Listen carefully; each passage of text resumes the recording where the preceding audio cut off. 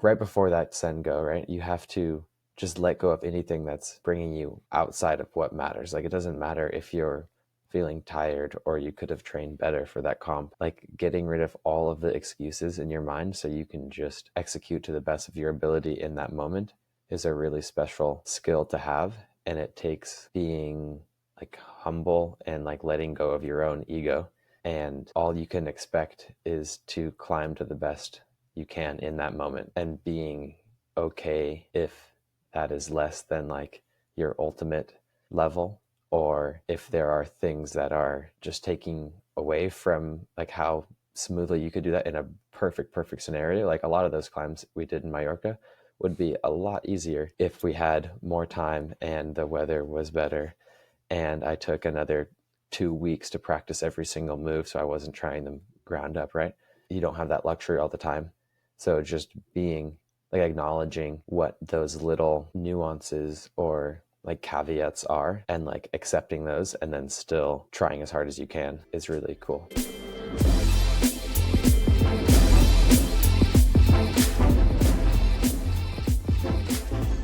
Hey, welcome to the Testpiece podcast. This podcast is about all things high-level climbing. Ross Fulkerson, How to go from back good on a Testpiece to great. podcast.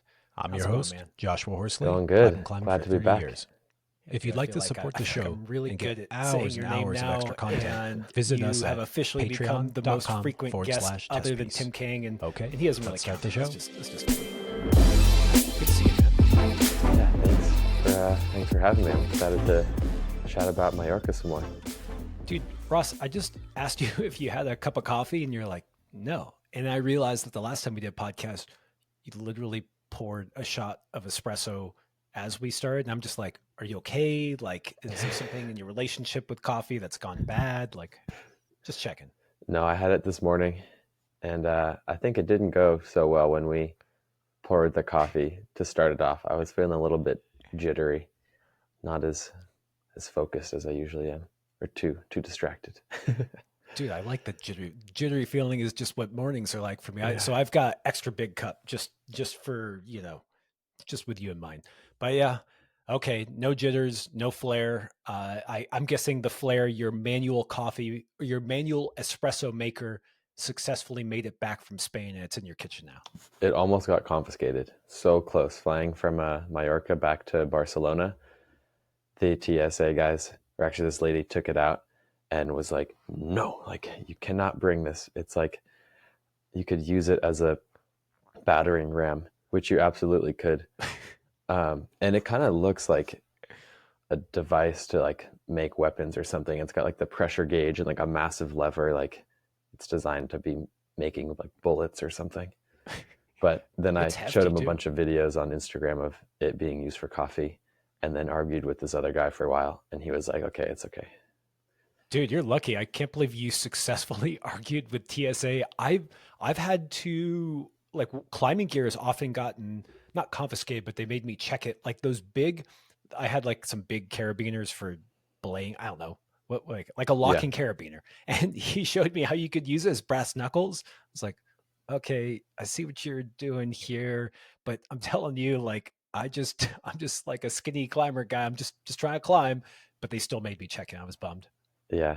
I think I just looked so devastated when she said that they were going to take it away. She's like, oh, okay, I can't make this person this sad.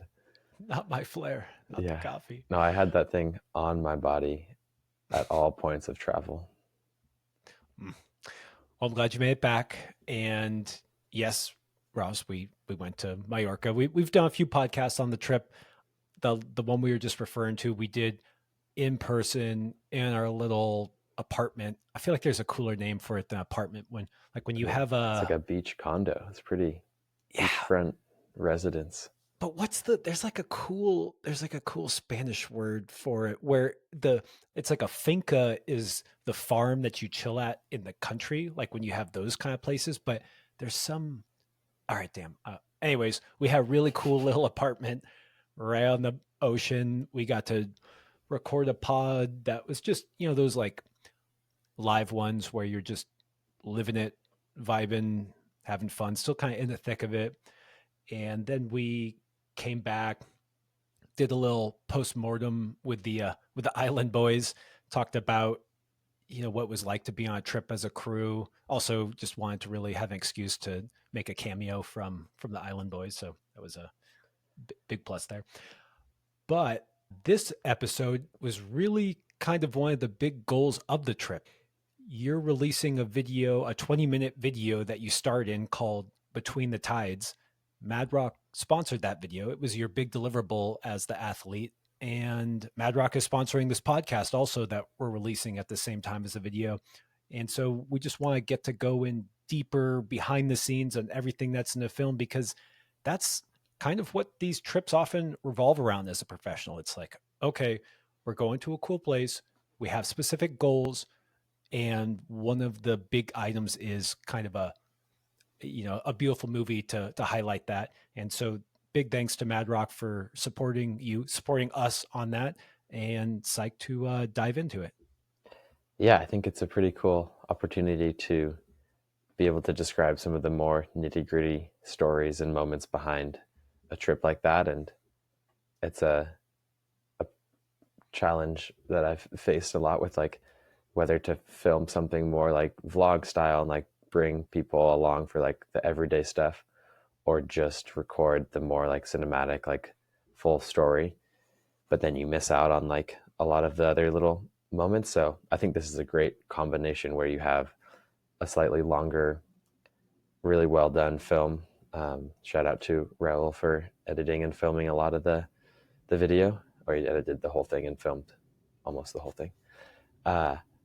But then have a podcast like this to tell those stories and get into some of the behind the scenes. Yeah, the whole almost confiscation of your flare didn't even make it into the video. Nope. Jeez, that was a big highlight. Yeah, they didn't like it when I pulled out the camera and started filming me trying to pull the flare back. I mean, my vote is always that all of the content from all those different points of views are great. So you can have these little clips that end up on Instagram. You could also vlog alongside it and show like the behind the scenes. Like you were telling me about, you guys were doing some cool product placement shots of, I think it was the new sharks by Matt. Yeah. Okay. Like, and they were, like sitting by the ocean. You have this like beautiful artsy thing. And then you told me what you were actually doing was like hucking rocks to try to get them to like roll down this hill, or what was that again? Yeah, it was like one of the rest days. And we found this crazy cool beach with this river that like meandered through this canyon, and the river had carved out kind of this side of rocks that was really loose. So we put the shoes on top of it, and then had a tripod on top, like shooting straight down onto the shoes. And I was like throwing rocks at the little base of the embankment to try and get the whole thing to crumble, and then the shoes would kind of fall down this cascade of pebbles. And the shot turned out really cool. I think it's at 1 minute like 27 in the video. But yeah, it was a violent process of me just like chucking rocks and trying to get this whole hillside to crumble. It wasn't a hillside, but it was like 2.5, 3 feet tall. Yeah, dude. See, that's like prime vlog content, where you ever see those things where it's like a Instagram model in front of some beautiful building or scenery, and then when you zoom out, it's just like I don't know, like a tourist destination with like, it's like Disneyland's worth of vendors selling popsicles, but like it looks cool on the shot. It's like, oh, by the way, this is what actually was going on. Yeah, I mean, for what it's worth, like all of the shots in the video, like there's no tourists, or we're not in like any populated areas, which is pretty epic. And we were there in the off season to try and get some colder temperatures, but we ended up kind of getting got by the weather. But the bright side was that there was like almost no one climbing on the island, so we had all of the cliffs to ourselves, as well as a lot of these super pretty beaches and kind of traditionally more touristy like viewpoints and stuff like that. Such a beautiful island. I love how climbing often takes us to places just on, I guess it's like the shoulder season. It's like, okay, all the families and kids and yelling tourists want to be at the beach. in August or maybe September, and then we're like, okay, let's go in October. Well, we went a little into November, which, yeah, maybe in hindsight we'll pull the trip back a couple of weeks into earlier months because we got a little hosed on weather, like you were saying, but still beautiful shots. That yeah, the behind the scenes was still pretty glamorous, is what you're saying. Yeah. Okay, well, let's dive into the. I feel like the movie actually did like a really good job of setting the stage for the trip itself, and so I'm just going to use how it started to kind of launch our chat. And I should say before we go into it, you don't have to watch the video to enjoy the podcast, but you should, because just a damn good video, and it's got all those amazing visuals that we were just talking about. And do you know which channel it's on? It's on the Mad Rock channel. Okay, Yeah, okay, right so on. it should be out already if you're listening to this. Mhm. By the way, while you're there, you should go watch that video Pioneer, or was it Pioneers? I don't remember if there was an S, but that was one of my favorite on the Mad Rock channel. Do you remember that one? Hmm. I grew up climbing with Joel in the Bay Area, actually. So it's cool to see him in Yeah. that video. How come you were in that video? Was that pre you joining? I think slightly, yeah. Oh man. Yeah. Good one. Definitely beautiful shots of Tahoe. Joel's OG, who's been on the pod too, friend of the pod. Um, anyways, go check out the video, but you don't have to click stop right now. You just listen to us talk about it. We'll paint the picture in words, and then you can be like, oh wow, that is a beautiful place. Yeah, it might actually be cooler to listen to the podcast first and then see the shots, because then they'll stand out more. This is total tangent, but I have kids, and we don't do a lot of screen time because you're not supposed to give kids iPads when they're 2 years old. But we have a little thing called a Yoto, which is like an audio only kind of thing. And there's all these stories. And I think that there's something to hearing about, I don't know, like my daughter listened to Aladdin or something. And when you hear about beautiful places, you start constructing this, scenery in your head. And there's something about that, like imagination. And then when you see it come to life, that's also beautiful. But I do agree where there's something about, I don't know, hearing about it, building up a world in your head, and then seeing it, that can be really satisfying. Or yeah, you guys are just going to be totally let down when you see the film. You're like, oh, these climbs look easy. This landscape is ugly. I never want to go to Mallorca. Yeah, said no Said one no one. ever. Yeah. But don't go to Mallorca. It's nice having it all to ourselves. Yeah, it was actually that's something No, I I'm I joking. I'm wondered joking. in my kind of musings is I I feel like Mallorca has, and deepwater sailing in general, has gained a lot of traction in the last 5 or 10 years, probably Hmm. due to Chris Sharma making it look so cool. But I always do wonder if it's going to really really blow up. But I think one of the interesting parts about it is that the price to entry is fairly high, not in the terms of money, but in the terms of you have to be relatively skilled. I don't think a 5'10" climber would have as much fun as a 5'12" climber, I would say. Yeah, maybe. I guess so. I would probably be pretty scared if I was a 5'10" climber, like cruxing out on the down climb into Diablo, like 70 feet off. You shouldn't go to Diablo if you're a 5'10" climber, to be honest. But I do feel like it's so simple that, like, if you're relatively comfortable in the water and you go to a crag that is like easy to get in and out of and is maybe only 20, 30 feet tall, whatever, it's almost like it's easier to understand like the risk and the fear. It's like, it's just me. I can let go whenever I want. I don't have to like trust my belayer to catch me, or trust this like rope or this shiny metal thing that I've like haven't fallen on before.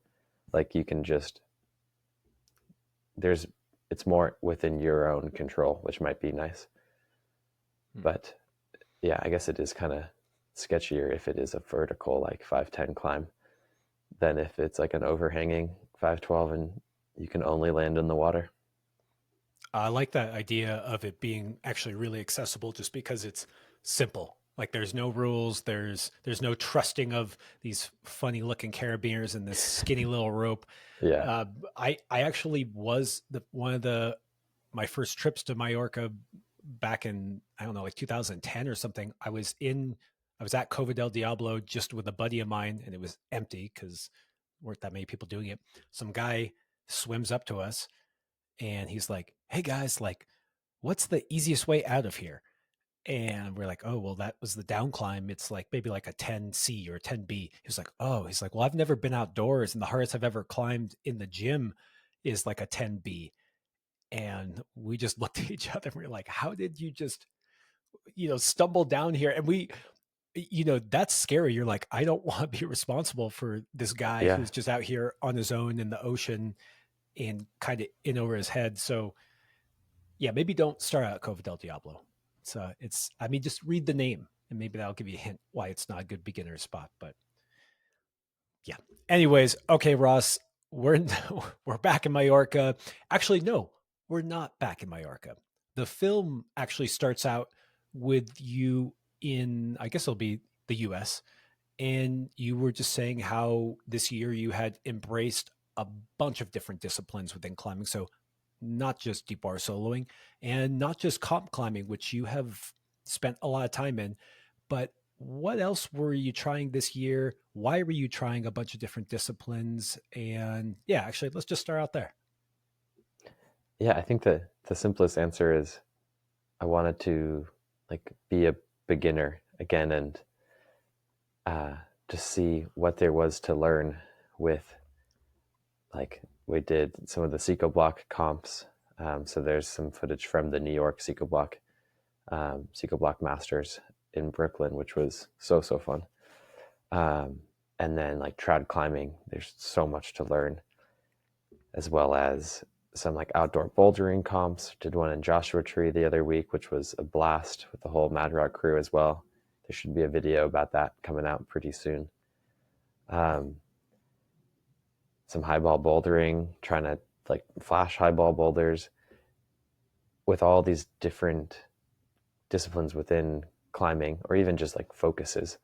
I think there's really valuable things to learn, and then you can kind of take the most interesting components of each of those disciplines and compile it into one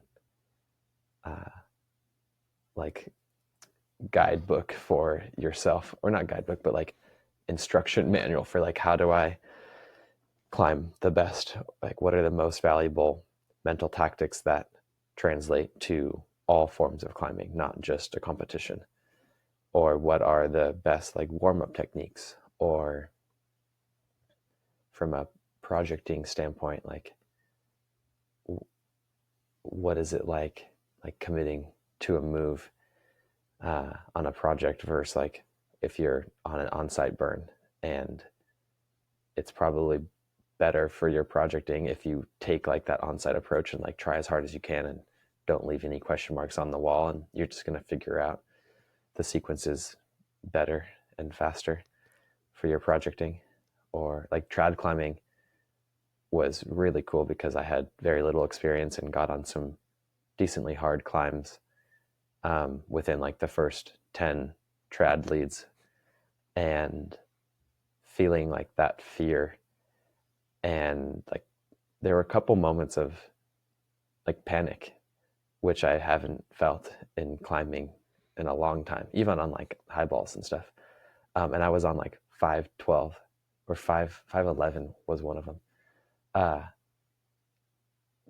But then like using the same breathing techniques I would use at a competition to like slow down, and then like place a 00 cam, like this was on positive vibrations on the Hulk in like proper winter conditions, and then commit to like the last sequence was so cool.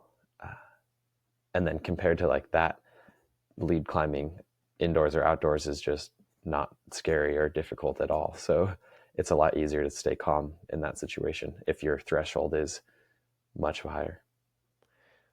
Okay, you literally just named like every discipline in climbing. You're like, okay, there's not even just comps. You're like Seco block comps, which are comps that are like deep water soloing, and trad climbing, highball bouldering, flashing or on-sighting, projecting. I did a dyno speed comp as well in Montreal as part of the Jackalope one. That one was actually one of the most fun comps. Yeah, it's totally. I don't even. I feel like you're just like mashing words together there. Mm-hmm. But okay, Dino Speed Comp. Was that over the water too? Was that No, no? on pads. Huh. Yeah, Hey, well, it would have been cooler if it was over the water. it would have been. Okay, you're still pretty young, Ross, but you're not that young, and I'm wondering what did cause you to take a step back and be like, "Huh, what if I tried other stuff?" Why did you decide to become a beginner again? Mm.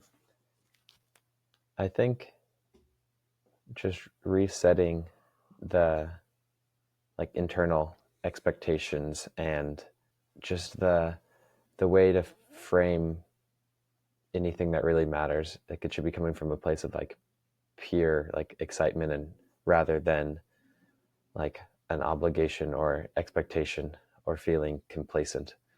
So I wasn't at that point at all with comps, and I still love competition climbing a tremendous amount. But I just felt like gaining a bit more perspective and kind of zooming out would help me understand what parts of competition I really loved and what parts were maybe fueled by more like external pressures or expectations. And I think from this year of uh, all of these different disciplines, I've really reinforced how much I do love competitions and the challenge of like staying focused in a really demanding environment and the problem solving you have to do on the spot. But I don't love the expectations that come from others or the constant grind of like I'm going to do a competition every single weekend until I'm burnt out. And I feel like that is maybe too widely accepted as like being the route to take within comp climbing. Because I've seen like so many people that have just like gotten burnt out and have done like the whole World Cup season and just got like worse every single comp, which is like that's no fun. So yeah, it was helpful for me to zoom out and then be able to decide like, okay, I really love comp climbing, but I don't want it to come at the expense of like these other outdoor trips. And there's a balance there that obviously I don't know what that exact balance is yet, but it's been really valuable for me to check out like the complete opposite side of that spectrum. I mean, not complete opposite. I still did like a ton of comps this year. So, this idea of being a beginner again is really fun and does open yourself up. Well, opens just your mind up to all the joy you can find and checking on that motivation. But I do find it funny how you're like, I'm a beginner and I'm on my 10th trad lead, and then you still actually had a whole box of tricks to draw upon, even though honestly trad leads on the Hulk are very, very different from a lot of those other disciplines. And just curious, what did that do for your empathy or for coaching in general? Yeah, it helps a lot. Like as a coach, I try and never ask someone to do something that I couldn't imagine myself doing um, in that moment as well.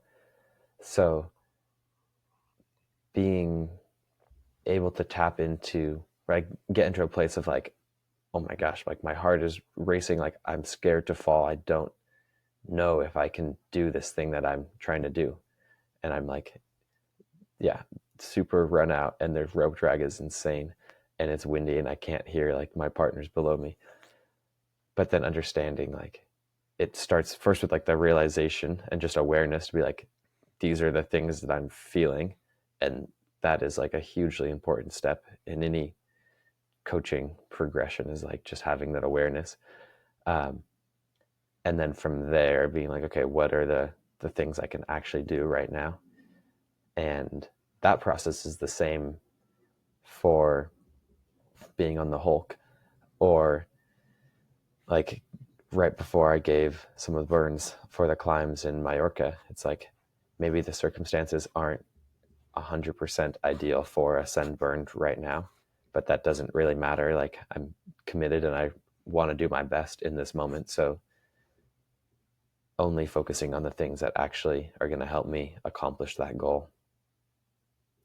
And just designing like what that looks like for yourself. And if you can have those uh, those steps kind of locked in and almost like into your subconscious, where it's like anytime I feel really scared, I take a deep breath and then I can assess, like making space between the stimulus and like the action. It's like a pretty classic like psychology concept, but like making just a little space, like 5 seconds literally, to just be able to think about that problem a bit more objectively. We talked a little bit about this when it was you and me in our house by the sea. I can't remember the cool name. And it was actually really useful for me because I went and I sent right after that. And I had these moments where I had all these doubts and fears, and I, had Ross in my ear. I also had you down in the water supporting me, which was cool.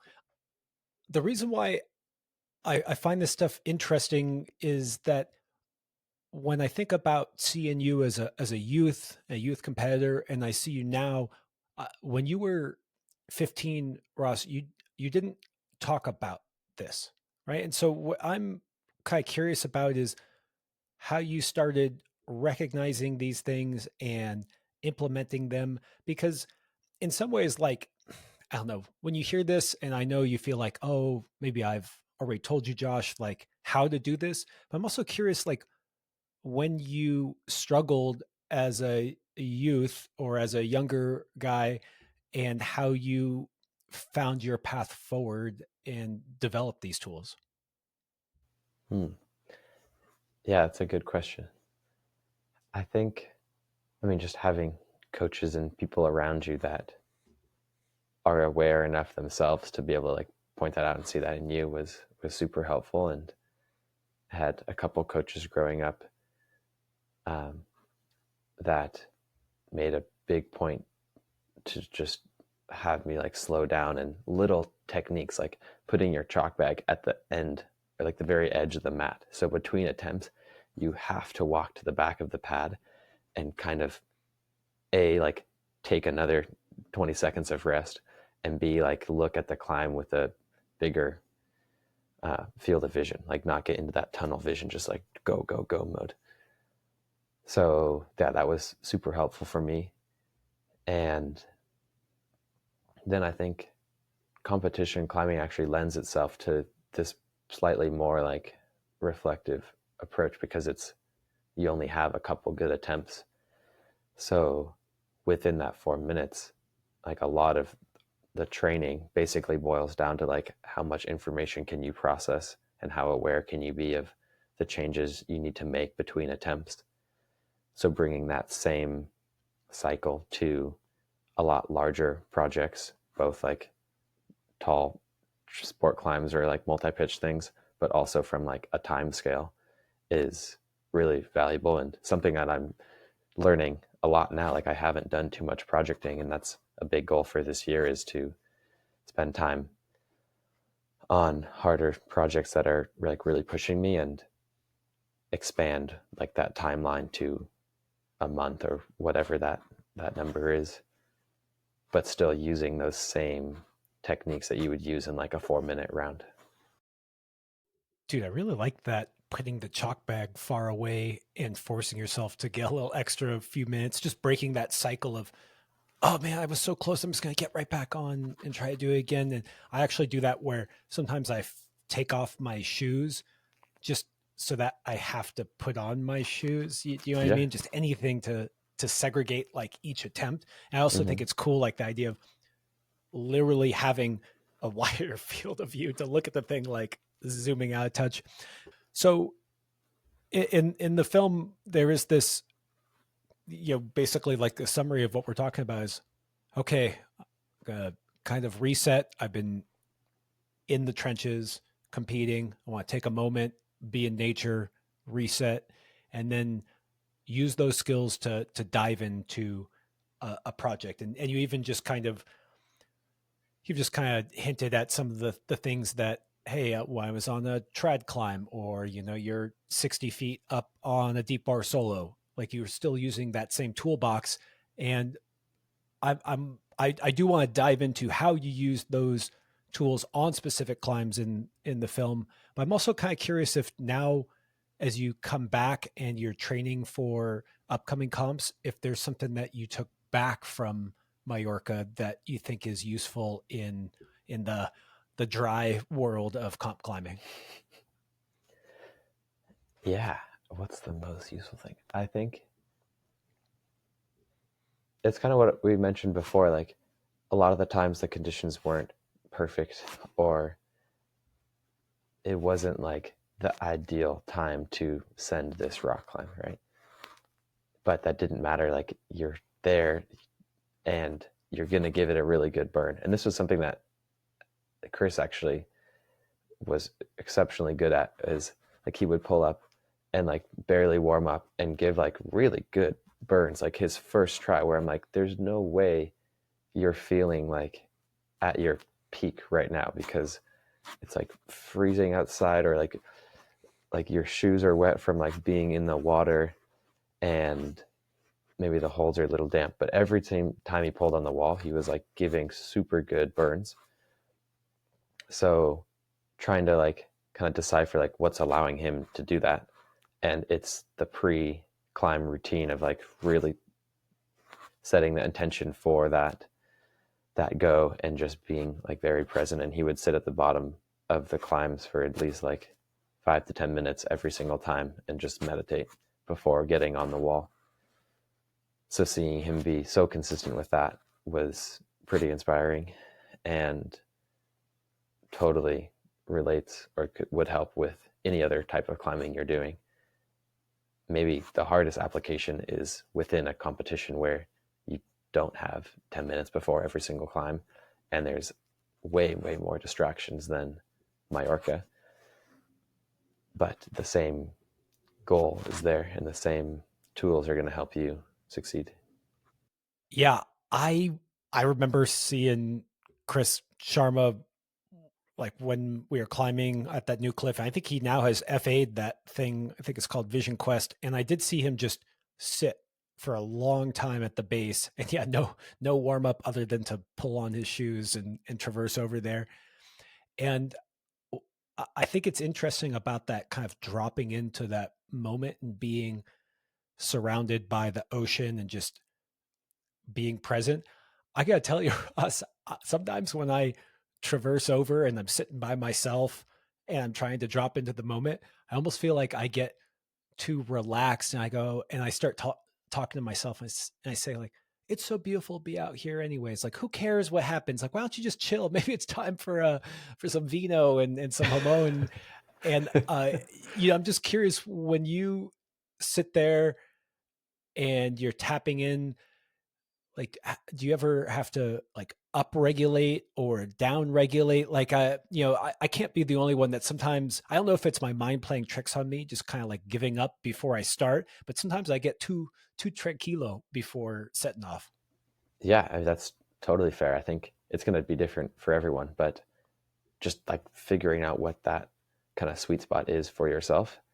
And that's something I work on with everyone that I do coaching with, is like having the tools you need to like either upregulate or downregulate, and being really confident with those is the best thing you can do to maximize your like physical strength in that moment. And for me in Mallorca specifically, I think down regulating was more important, because there was a good amount of energy like in this, like in the water on the cliff. I was also sometimes thinking more than I needed to about like making this film and like wanting it to include some cool climbs and all that, but that's not helpful to be thinking about as you're trying to do a rock climb. So kind of refocusing from that, as well as just letting go of any like, oh, like I wasn't feeling as strong as I wanted to be. Like I was pretty exhausted, to be honest, after being or in Salt Lake doing nationals, and then like that day after finals for ropes, flew to Reno, and then drove to Bishop, and then the next day climbed like all day for this prana shoot. I did mandala like 5 times in the sun. I sent it once, but I was like pretty wrecked, and then drove all the way to San Diego. And then the next day drove to LA, and then flew to Mallorca, and then we were just like there and climbing. So like giving yourself the space to kind of like reset um, was an important goal of like the first week or two, and something that I can do better next trip is like don't come into the trip feeling quite as thrashed. Um, but yeah, I think I would encourage everyone to play around with those up regulation and down regulation techniques. Like anytime your inhale is like more vigorous or longer than your exhale, you're increasing your heart rate and up regulating. And anytime your exhale is longer and you put more intention into that, then you're slowing your heart rate down and down regulating. So yeah, playing with the extremes of both is going to be very telling. And it's going to change depending on what sort of rock or what sort of climb you're about to do.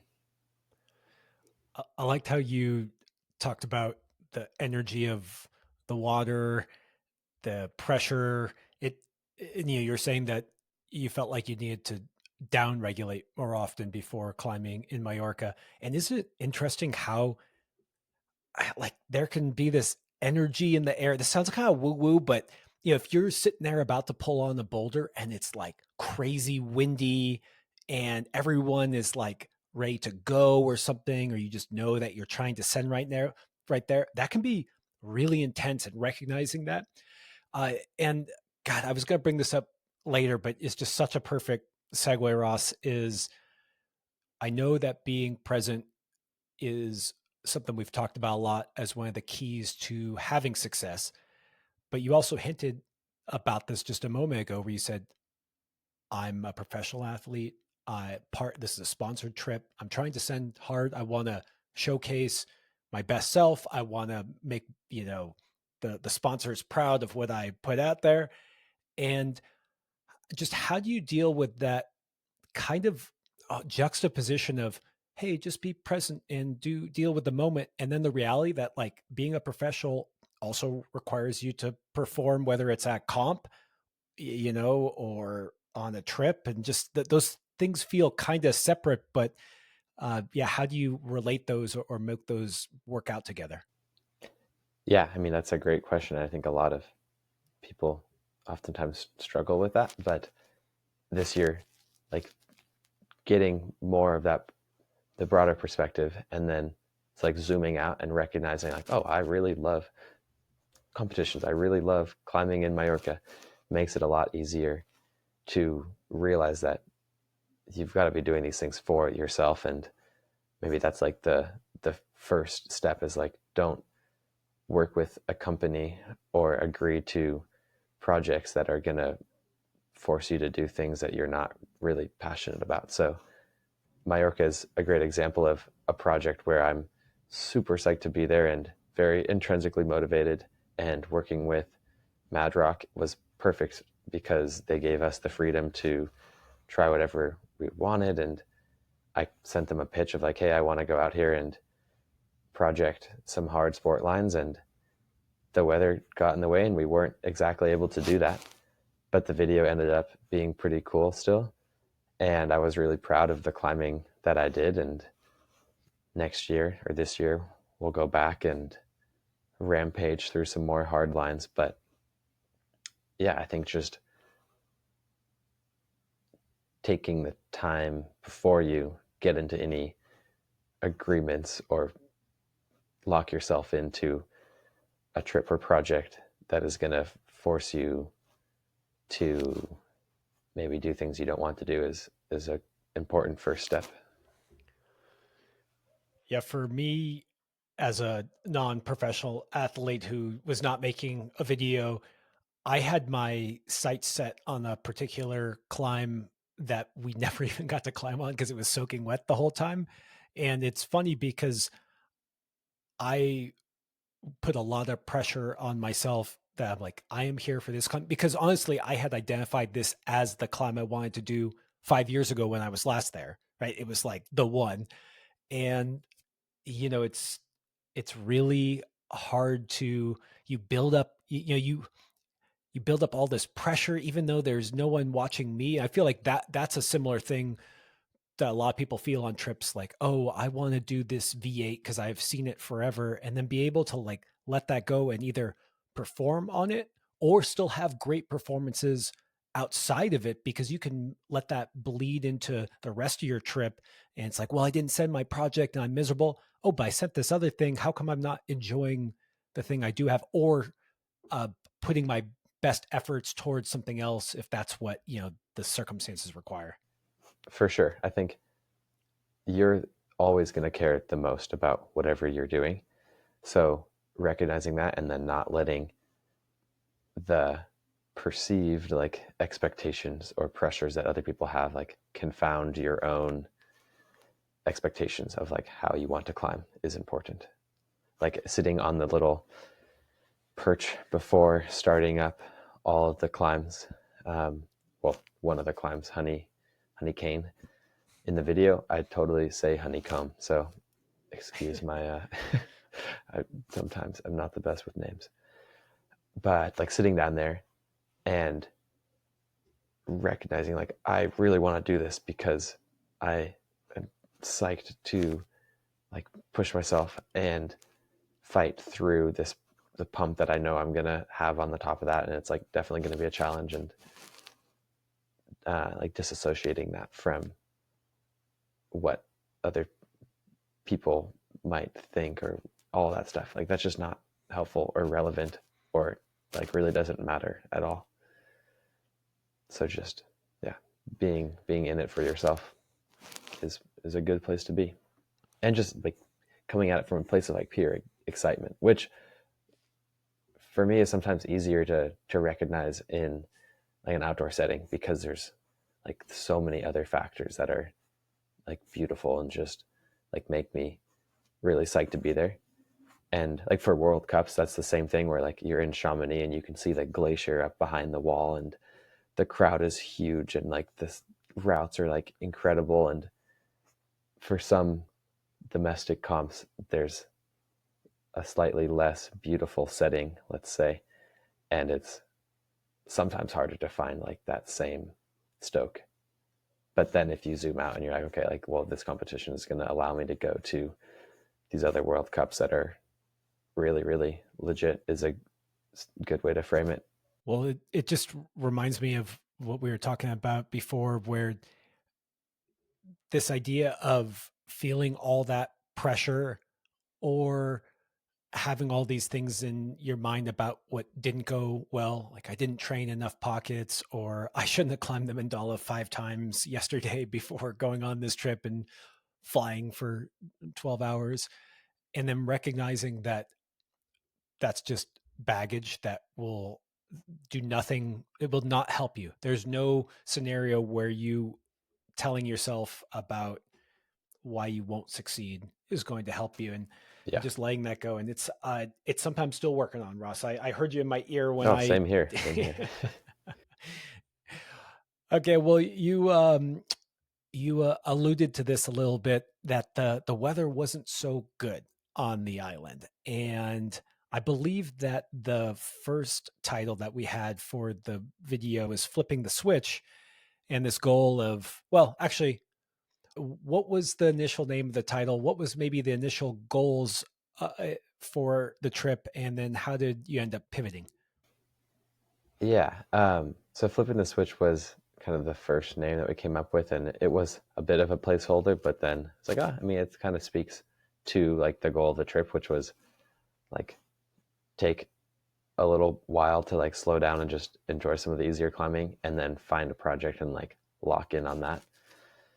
And then the end of the film in my mind was like going to be bringing all of these comp tactics in and almost like treating it like a World Cup like finals route, right? Where you're getting into that full try hard, like everything you can possibly do to make that attempt like as good as it can be, because that's what you need when you're projecting like at your limit.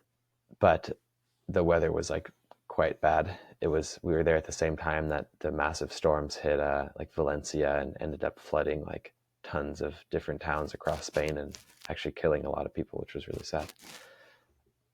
So those same storms came and hit Mallorca, and the north side was like really wet. So Big Fish and Alasha, which were two of the main climbs that I wanted to put some serious time into, the bottoms were pretty wet. But we still were able to climb and do like the cruxes and pull on those holds. It was just not really feasible to climb into it from the bottom. So we kind of switched and went to this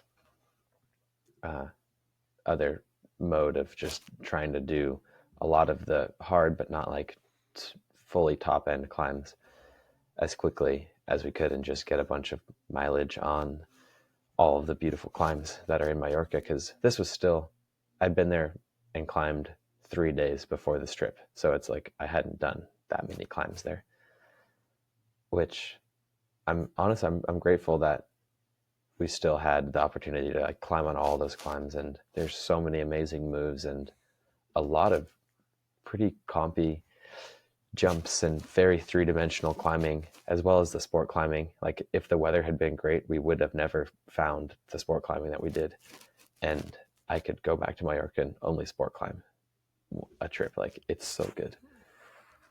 So yeah, we kind of pivoted to that, and I felt like the flipping the switch title was one a little bit cheesy, but also maybe didn't speak to the film that we ended up making as much as Between the Tides, which I gotta give Raoul and Hamish credit for coming up with that name.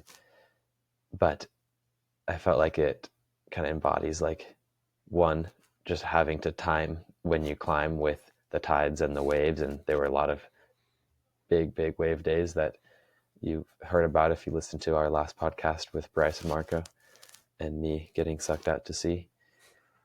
But also to like between the rain and between these moments of like really intense climbing, like all of the beautiful moments and kind of enjoying the scenery in between. So yeah, I'm psyched with how it turned out.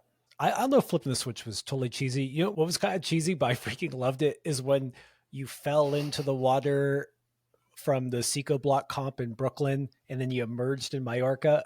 No, that was still Brooklyn, the crystal clear blue water of the East River.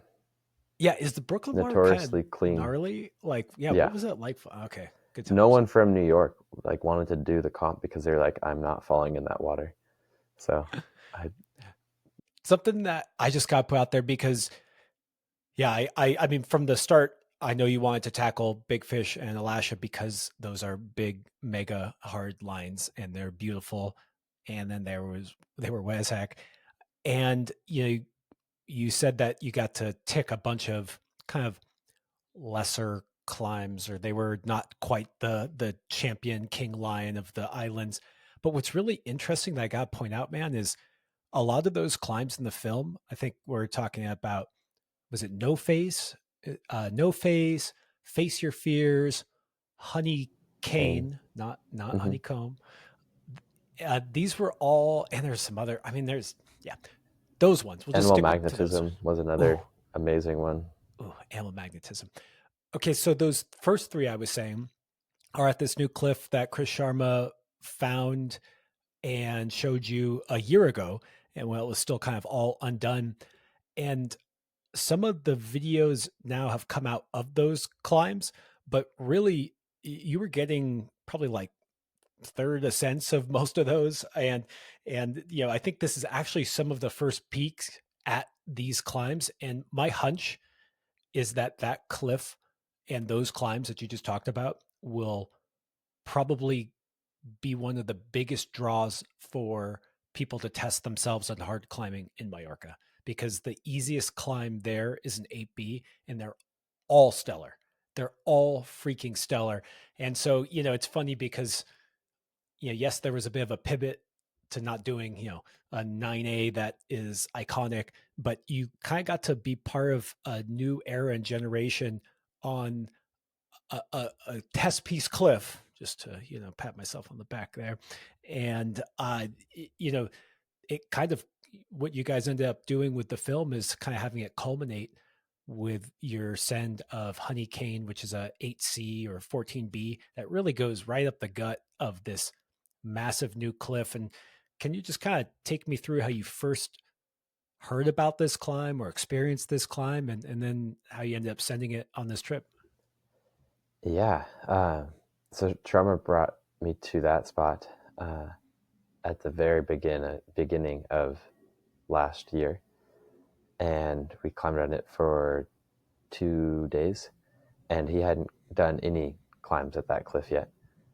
So it was really cool to watch him like give on-site burns. He almost on-sited ground up the Face Your Fears climb, and like made it all the way over the lip, and then fell on this like slopey move where he just like hit this blind thing and there wasn't anything there. But it was so cool to watch him just like power screaming up moves that he'd never, like holds that he literally never felt before, or even like taken a rope down to look at. And then he was trying Honey Cane at the time, and I got to watch him send that, which was cool. So the newest Real Rock has footage. It has two clips that I took. It's my claim to fame now, of him sending that climb. And then I came back with you, and that was the next time I was on it. So yeah, it was pretty special to. I felt like very fortunate to be shown that area and kind of have a front seat row to seeing the first climb there get developed. Quick break while I tell you about today's sponsor, Mad Rock Climbing. Mad Rock makes some of the most innovative gear in the climbing world, and that's because Mad Rock is a company by climbers and for climbers. I've met their whole team, and they are awesome. That's why we've had a ton of the people on the Mad Rock athlete team come on as guests of the podcast. And they all tell me that they love working with Mad Rock because Mad Rock listens to their feedback, and because everything they do is in-house, they can actually make those changes right away. One of my favorite innovations is on the drone. The drone heel sticks out in a way that allows you to heel hook on almost anything. The other great thing about Mad Rock is that they are known for durability and affordability. Their gear works well, lasts a long time, and doesn't cost you an arm and a leg. So go check out some Mad Rock gear and know that the innovation and attention to detail is because they work hand in hand with the best climbers in the world, and then they strive to make that gear better every day. Thanks, Mad Rock. Okay, back to the pod. I feel like there's something very different about being at a virgin cliff with no lines. I can't believe that Chris was just on site. It's wild also that the rock quality and all that stuff is good enough to just be able to go ground up and to try hard, because Face Your Fears is 13D, 8B, and also the intro move is really hard. Like that's no joke to be trying your hardest. Well, maybe not Chris's hardest, but knowing him, he was trying very hard.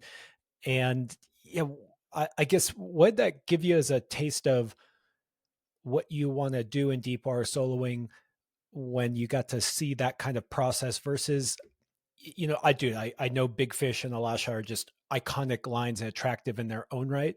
But was there any, it's just, again, it's very different to go to a virgin cliff and see things get developed versus, walking up to, or I shouldn't say walking up, wrapping down Big Fish and being like, whoa, like this is cool too. I mean, yeah, it's not super different.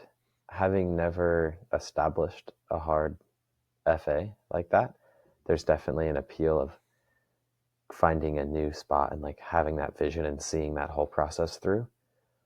So that would be something I'm definitely interested in when we go back to Mallorca, is like finding my own line to put some work into. But well, I guess like with deepwater soloing, it's kind of skewed towards that like on-site format regardless, even if the line has been tried. Like when I went down on Big Fish, like there was no chalk. Like you have to find kind of all the holds again and like chalk them up. and it's also just super hard to try from a rope. So you kind of have like this developer's like mindset almost, whether or not it's been done, at least on these like more remote climbs. Like if you go to Diablo, it's pretty obvious where all the holds are. But yeah, so that was kind of an interesting experience to see like how one of like how Chris is going about like establishing these new climbs, and he'd basically give like one good burn or two good burns on the honeycane route, and then kind of at the end of the day go quest up like two new routes. Or actually, after he sent honeycane, he was traversing over and then tried to down climb to suss out the top of the Face Your Fears route.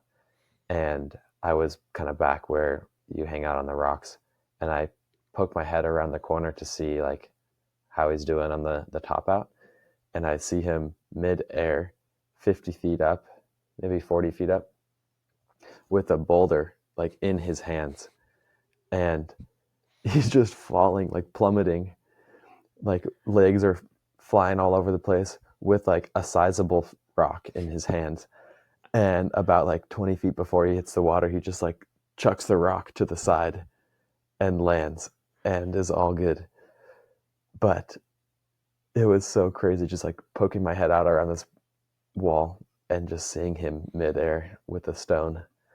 And apparently that was the first time that's happened. And he's only had like two bad falls like that. But the rock quality is quite good, except for like the very top part of the cliff. And he had found one of those less than ideal chunks and kindly took it off for everyone else. But yeah, it was a pretty crazy visual to see. Dude, that's freaking terrifying. Yeah. It that was my experience at that cliff. It was, we had just been at Cova del Diablo, which is well trafficked, like you were saying, and everything's pretty darn solid because so many people yard on it. And then I broke something on the traversing in and fell in my jacket, just full on like I didn't know that actually. you Or you didn't seem I to, didn't yeah, see yeah. it. But You know how they have those cool little spiky things, like, and yeah. I don't know, I was just being careless. I mean, it was also safe. I was probably like 15 feet off the deck, and but I was so confident because I had my jacket on and all my like liquid chalk and like stuff to keep dry, and I just fully bailed on it. But boy, it's so amazing that that rock is so good without a lot of cleaning. I do remember Chris trying his new thing, Vision Quest, and him like nearly sending, and then he falls off, like he just pitches off, and then when he surfaces, he had that little like mini tufa in his hand that he had like broke off and Yeah. had to resus that part. That was, yeah. Well, I mean, that's, again, this is like the behind the scenes. Sometimes we forget that you walk up to cliffs and everything just seems like, oh, grab this hold where all the chalk is, this is where the down climb is. And there's often a process that started 10 years ago to kind of make it the crag that you know and love and trust. So I love hearing that, man. Well, actually, I don't love it. I'm glad everyone was okay, actually. Yeah. I mean, there's so much work that goes into developing climbs like that. And I think for newer climbers getting into outdoor stuff, like it's important to do a little research and know like whose route you're climbing on and who put in the work to bolt the things, and like kind of pay respect to the people that have made what you're about to climb on possible, because it is no small feat, especially on sport climbs and big walls, and I mean boulders as well. Like cleaning that takes a lot of time, and it's just so much harder for the first person doing it because they don't know what's possible, and there's infinitely more options than if you walk up and you've watched a nice beta video. Mm. I totally agree. And I actually love those experiences too, where you don't know anything, but it's so hard to force yourself into that mindset when there are beta videos. Like, Yeah. but with all that said, that just, you can then take that and it can encourage you to go out and have experiences elsewhere. Like, it's always open to everyone to have that kind of fun, playful, unknowing experience where you don't know if things are going to break and you don't know the beta. And I actually really like that climbing offers that. Like, if you want to go find something new, go for it. Yeah, challenge yourself. And I mean, that's kind of ties into what I was talking about before with like being a beginner. Like that was something that I experienced on this trip, is trying really hard or like pretty hard routes without knowing the beta, and just like questing and trying to get into that same like try hard execution mode, but not knowing where I was going, which was super fun. Especially on some of the sport climbs where like you sprayed me on like one climb, um, that I ended up like being able to flash, but it's pretty cool to, yeah, test yourself in more ways than you're used to. I love on-sighting or flashing, especially limestone, where especially if there's no chalk, you just have to really understand the rock, make committing moves, and go for it. Like, you can't second guess yourself, and I love that. Uh, okay, take me back to Honey Cane and what we are calling the Sharma Cliff. Is there like a name for that cliff yet? Or is it just Kenny Mel is oh, what Kenyamel? Jakob was Yeah, calling it, but I don't know if that's, Hmm. yeah. Whatever. Okay, Honey Cane is it sounds like the first thing that got established on it. And again, it kind of goes right up the middle. It does bail out a little bit left, and there's now some variations to it, but it's about 14B. And yeah, can you just kind of break down the route a little bit for me, and how it's just different or special from, I don't know, all those other ones that you have done on the island? Yeah, so you sit at this little pedestal and the water's kind of lapping at your feet, and I say this in the video, but it feels like this huge bathtub because there's this rock that's protecting this cove. So it kind of breaks up some of the bigger swell, and it means that you can climb there on days that you usually couldn't climb at other cliffs.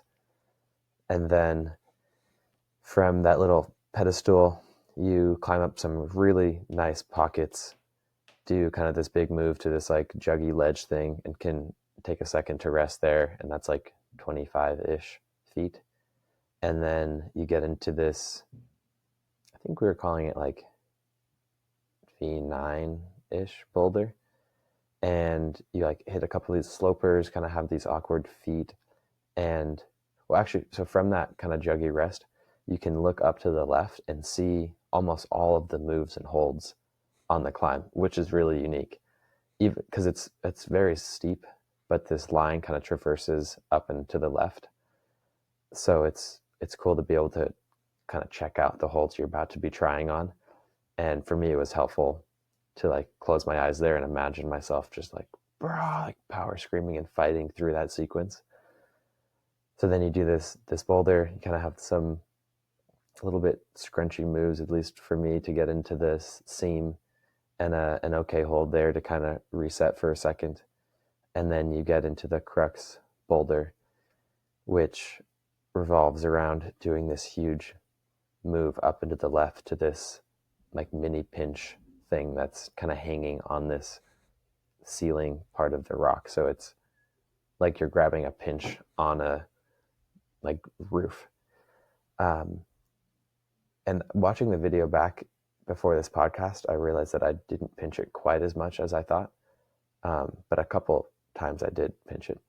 So it's like this little slug thing on this roof, and you do this huge move up and over this bad left foot. You get the pinch, and then you cross underneath to another pretty similar pinch.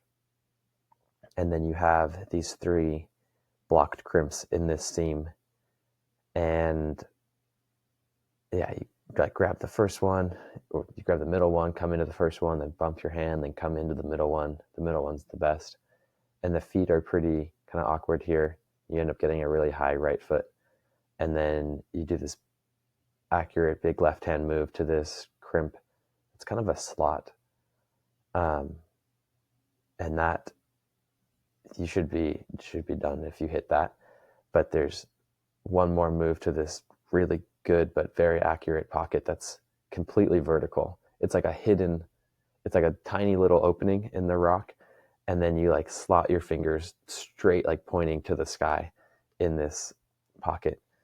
and then you go up and left to this good um, pinchy thing, and then from there, yeah, you bail out left, or not bail, but you climb out this crack system and up to the pedestal. But there's another line where you can go from there out to the right, and that is one that Jakob actually established after I left, and he's calling that one 8C plus.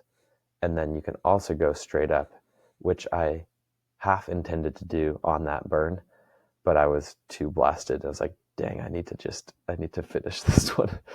Um, but next time I go back, I'll for sure do that straight up exit, which I don't know if it would be enough to add a full grade, but it adds like 4 more kind of thuggy moves, which is pretty cool.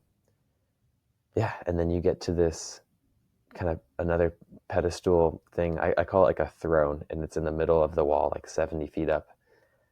And that's where the video ends, actually, is me sitting on that. But at the beginning of the video, I also jump off of it after doing no face, which is the 8B on the left. Amazing climb. And that's maybe the tallest thing I've jumped off of. And we'll have to get a consensus from Sharma and Jakob on this, but I think it's legit to jump off from there instead of traversing out the last bit, which is like 5'9" or 5'10", but just not on like the best rock. And personally, it's just like fun to jump off the top anyways. But I think if you jump, you have to jump from that point. You can't bail from any lower. But I'm open to debate on that one. Sorry, Ross, you did not send. The poll came in. Jakob said, "You suck. Go back." Chris said, "Why didn't you top out the cliff? I guess 5'9", too tough." I mean, I did top it out when I did Honey Cane, actually. I didn't when I did No Face. Yeah. Dude, how do these cliffs just have these perfect pedestals at the beginning to put your shoes on, to chill, to have a moment? It's just crazy. It's perfect. That doesn't exist in other types of climbing, at least.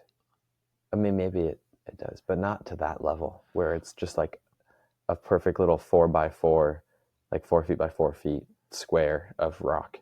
And it's also the aspect of like you're not tied in, so it feels like extra exposed. If you told someone about deep water soloing, you would say, people would think like, oh, you have to have a boat going. Like it just, I don't know how the world sets up these little places to start a climb. It's like it's a very clear start. And you said that the beginning part up to a ledge, but I just want to point out it's actually No, just it's like not. I mean, it's like a rail that you rest on. Yeah. Like I wouldn't. It's definitely, you're still climbing and it's steep, uh, and that next boulder that you do, it is so crazy that you have all these like seam crimps and then that tufa pinch on a roof. Like when I say roof, yeah, it's like completely upside down. I feel like it's a very unique feature. And the other thing that I remember us talking about is that it felt very consistent, where a lot of deep bar soloing, because of the height, it's not that tall. And I've almost argued that a lot of deep water soloing is more like bouldering, where you have kind of a juggy intro to a little bit of a boulder, like Loscott is like like a Alaska. Yeah. climb like a 511D or like 512 to like a massive, or to some crimps, and then jug to a jug, and then have like a V5. But this was like a freaking sport climb. Yeah. And that's rare. It's like almost like 30 moves of like hard climbing.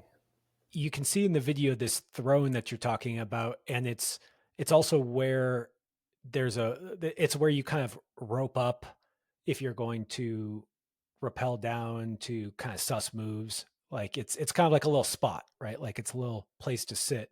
And in the you do close out the movie there. Maybe you had that full journey starting a year ago on Honey Cane.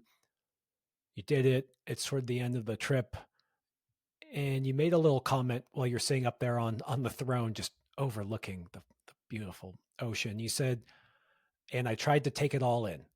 What did you mean by that, man? Yeah, I think the easiest way to explain it is like you're in such a bubble when you're climbing and in like that flow state, right? And I think it's really important after like a peak experience like that to zoom out and notice all of the other little things that are going on in that environment and just all the sensations, because it's such a unique moment. And I just wanted to try and remember as much of that as I could. And even like right now, I could close my eyes and like transport myself back to sitting right there and remember like the wind, and you can hear some birds in the background and the waves. Like Marco was jugging up a rope to the right, and yeah, you just feel so like free and alive.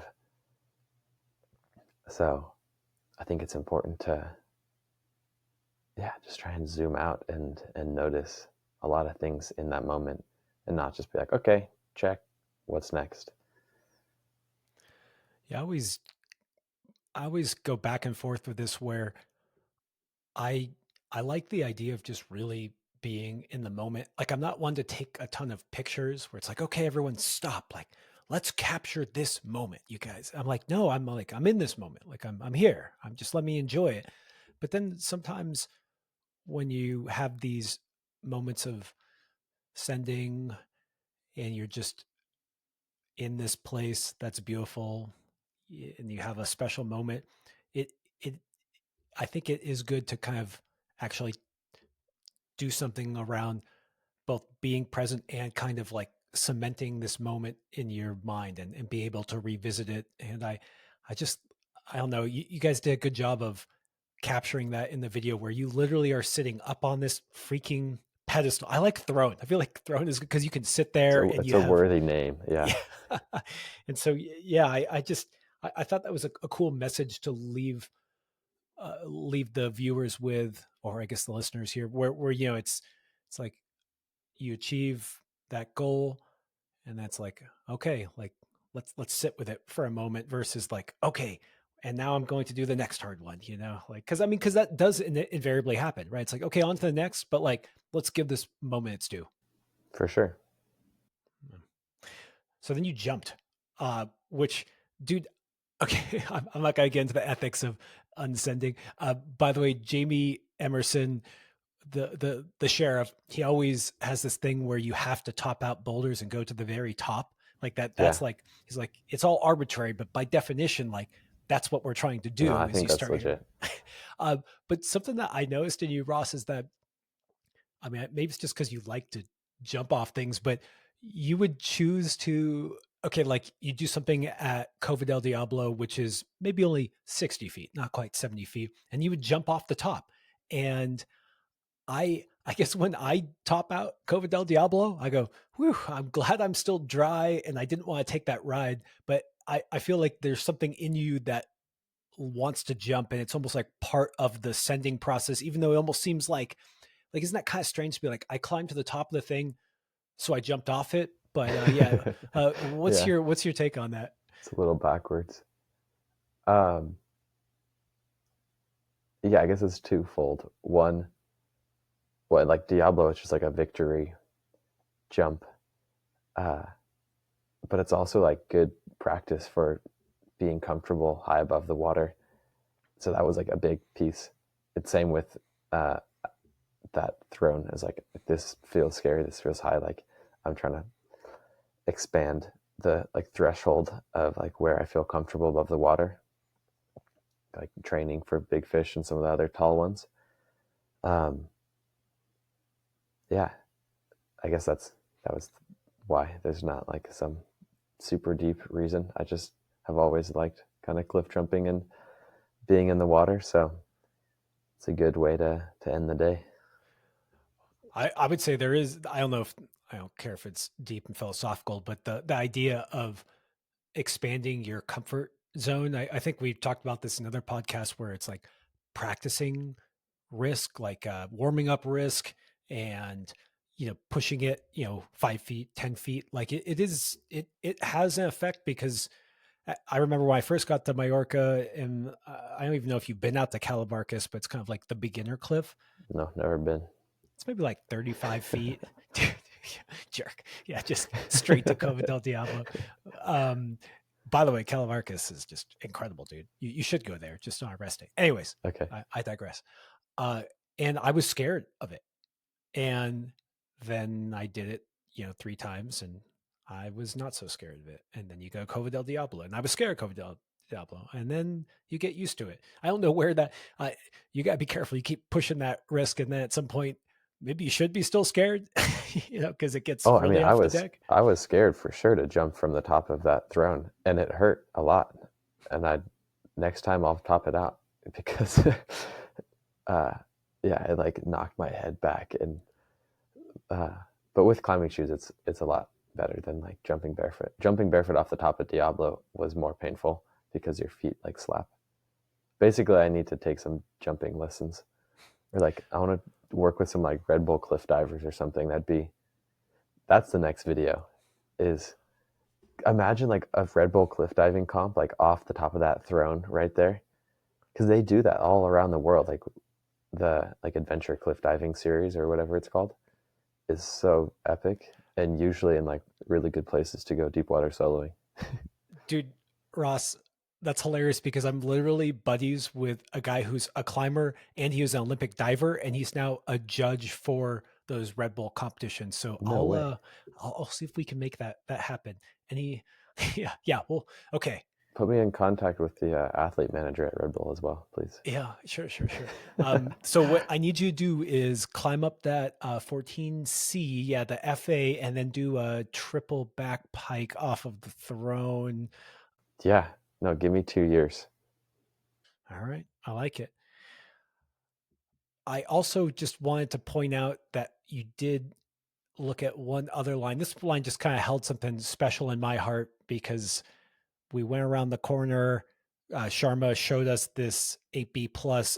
That's a big prow. I think it's Misha. This line is what I think they are calling it. And did you ever try that one out? Is that on the list to? I don't know. Just you got to take me there because that climb looked so badass, and I unfortunately never got to try it or even see you try it.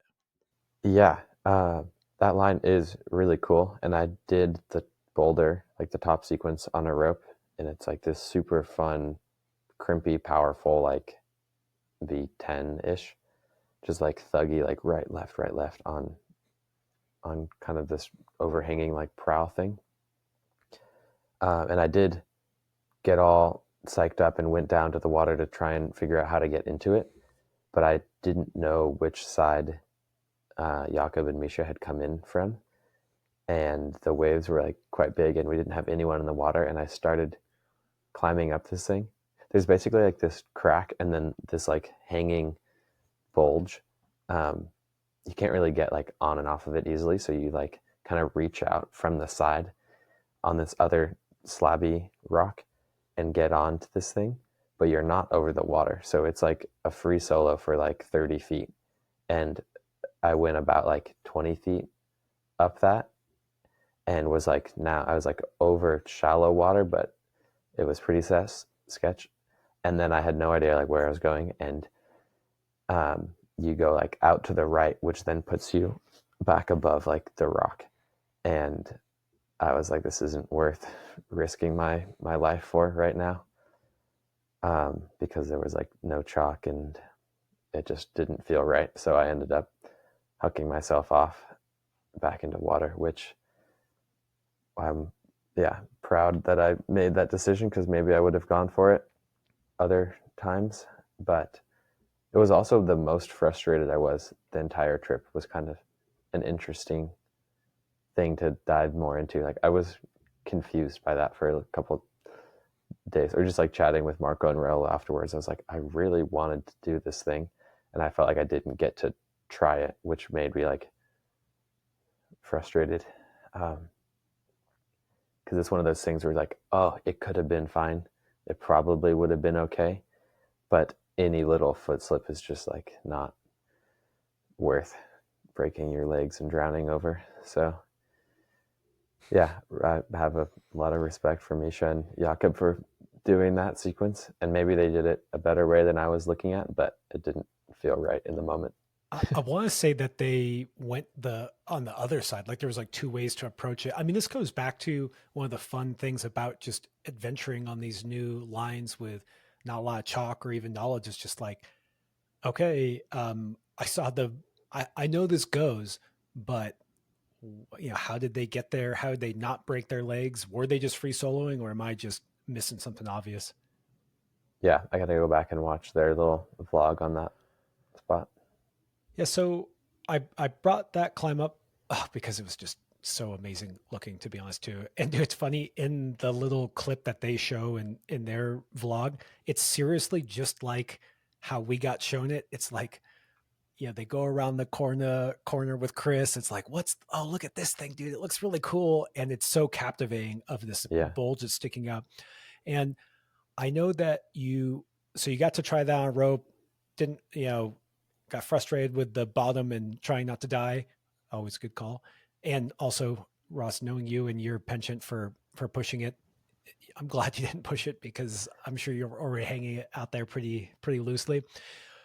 And you also tried the crux of big fish off of a rope. It shows you in the video taking off the harness because the bottom was wet, and this is like 60 feet up and trying one of the crux moves. And then did you try Alasha as well? hmm Yeah, we didn't have as much footage of that in the video just because I'll save it for when we do it. But yeah, both amazing climbs. The moves on Alasha are super cool.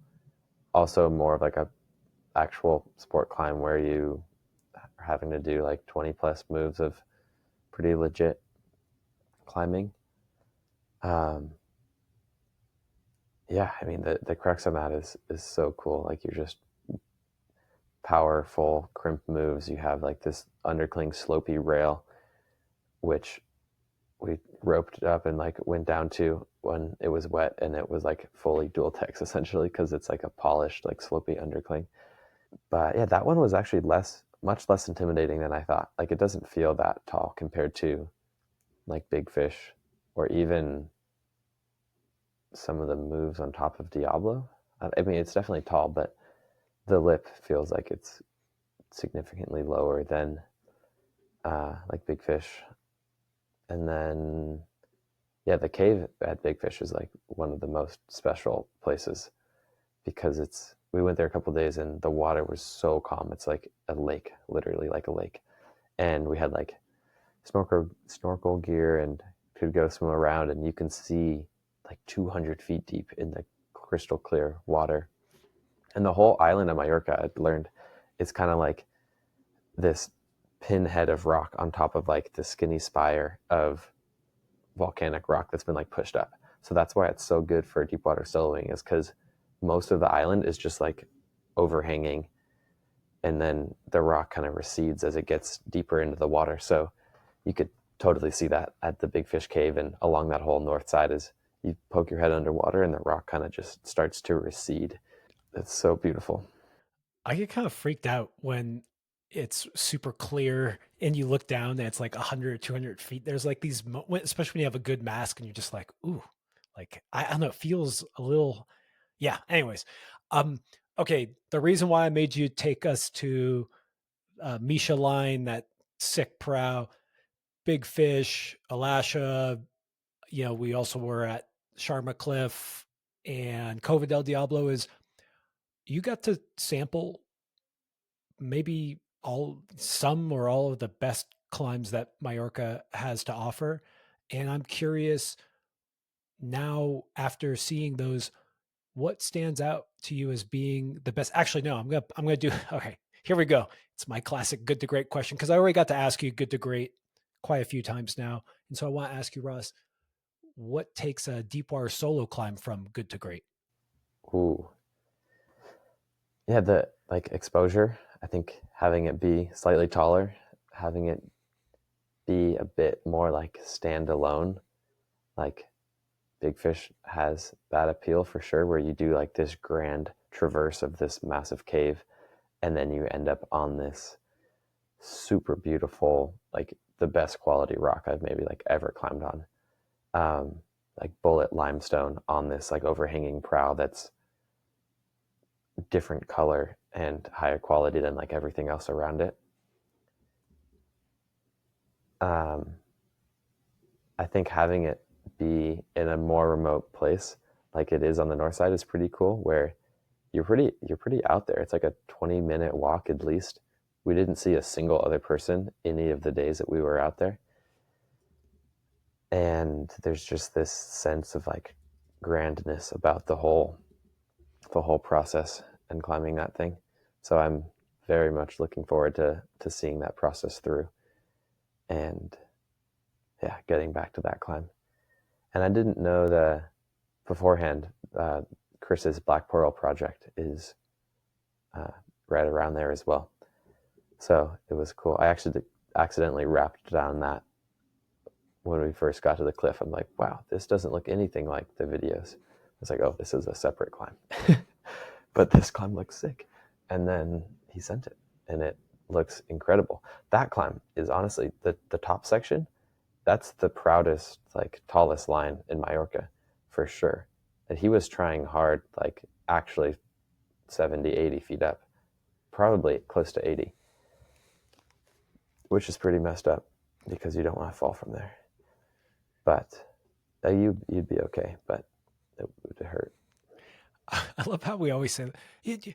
You'd be okay. It's like this thing in climbing where like no one's ever taken the ride. Like you say you'd be okay, but we'll really know. You just kind of you have to say this stuff, and I always think that's funny. It's one of the things that makes it so exciting to do more adventuresome climbing of any type. To be honest, is you know, no one's ever fallen from here. No one really knows what it's like, and we just kind of tell each other like it's gonna be okay. And I don't know. I think that's special. Shout out to Eric, who is our buddy, who was a lifeguard and with us on a lot of those days at Big Fish, because that actually meant it was going to be okay, even if you fell bad and like got knocked out. Like he would be there to help you and had flotation devices and life vests and like everything you needed. So yeah, it's definitely not something to just go into blind, and there are definitely safety precautions that you should be taking, like always climbing with someone and having a good way to get out of the water. But yeah, it is. There are some unknowns still.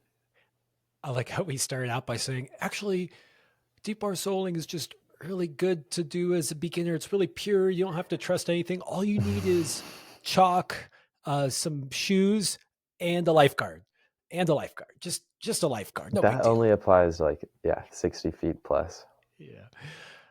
Ross, I just want to pull it full circle and point out that you are back in comp mode, and you said that these trips actually help illuminate what you love about comp. So what do you love about comps? What kind of reframing did stepping away from them? Not you didn't totally step away from them, but you physically did and went across the world and experienced something quite different.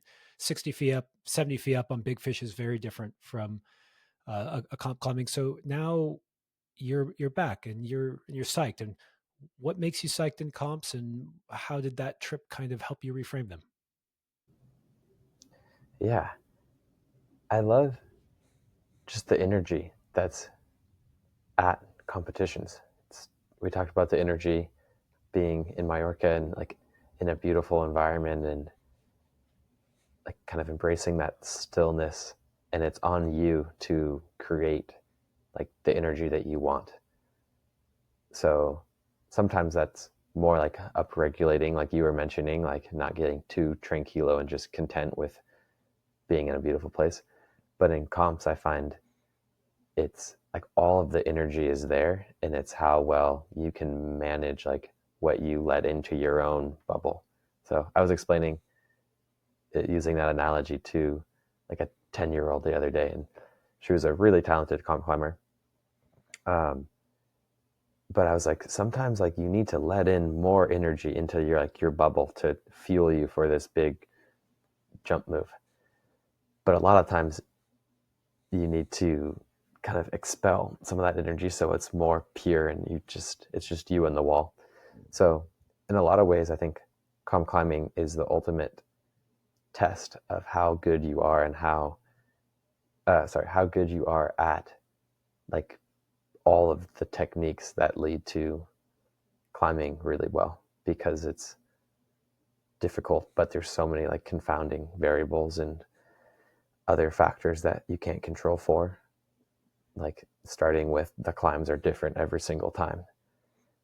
So like someone like Adam Andra, right, is so amazing at that and like has flashed 515, and only someone who is a very good comp climber is going to be able to do that because he's trained all of those skills and can execute under that pressure with still a lot of question marks on like how to do the moves efficiently and all of those different things. So yeah, it's a good challenge, and one that I maybe was starting to like. For me, it's a really fun challenge when I take the time to set myself up for success, but it's way easier than other disciplines to get like flustered or like frustrated and not climb like yourself because there's so many other distractions and stuff. So it takes a lot of discipline to show up at a comp having prepared both like your mind and body to actually be able to like climb to your full potential in the moment. Um, yeah, there've been plenty of times where I've shown up and one or the other is ready to go, but I haven't taken the time to like debrief like what that comp means or like why I'm doing it or all those things. So yeah, just giving yourself like the time to kind of decipher what, like why you're doing that thing is important. And it's, yeah, coming at it from a place of like pure excitement. It's like, I'm super psyched to like problem solve on all these moves and like be around a bunch of cool people and like feel that energy and cheer my friends on and travel to this cool spot. Like those are all pieces that lead into like why I love competitions.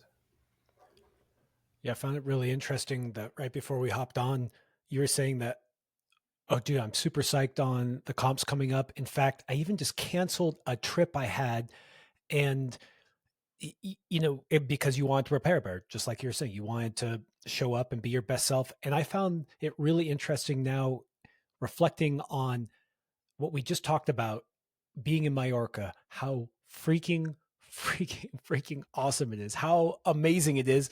And then you were like, I canceled my trip. I'm psyched on training. I didn't cancel my trip to Mallorca, for what it's worth, just to clarify. Oh, yeah, yeah, yeah, yeah. Yeah, of course. Never. I was going to go to Mexico for a couple days to go play around on some limestone climbs, but that can wait.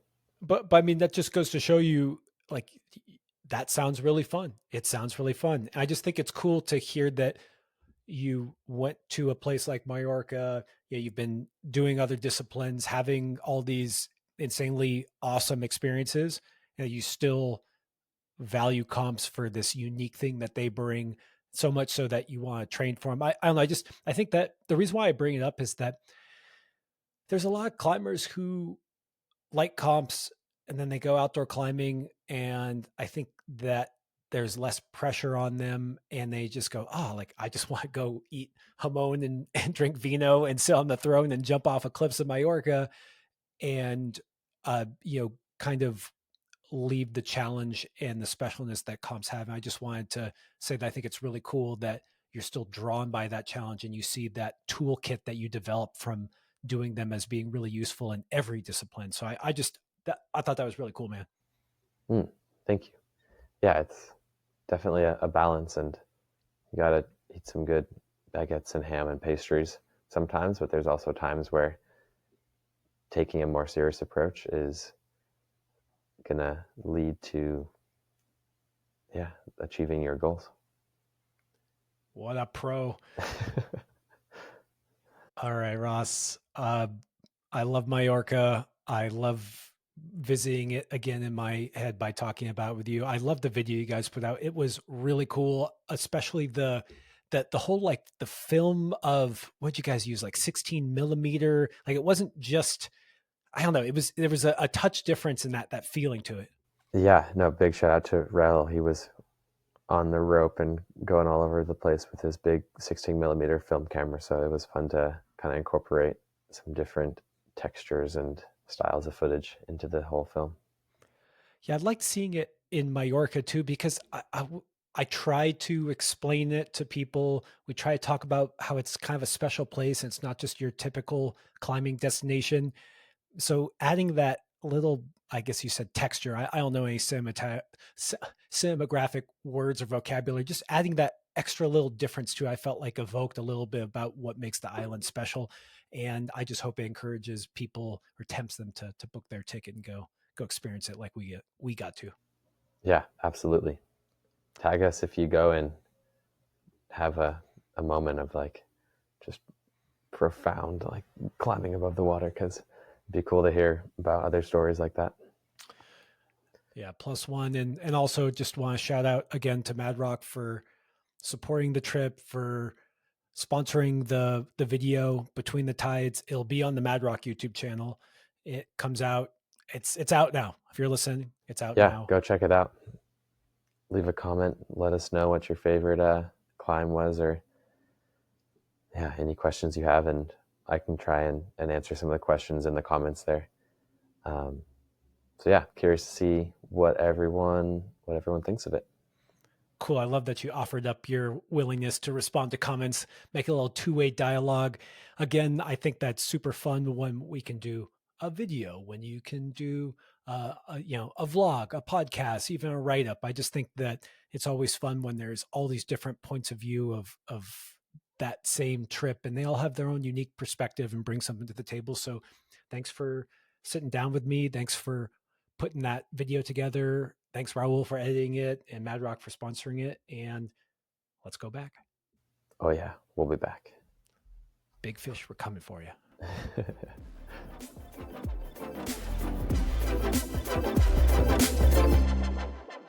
Thanks for tuning in.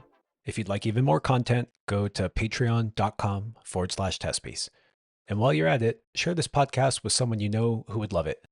And please leave us a review or rating at wherever you get your podcasts. We've also got tons of great content on YouTube and Instagram, so don't forget to like and subscribe there. Okay, see you next week.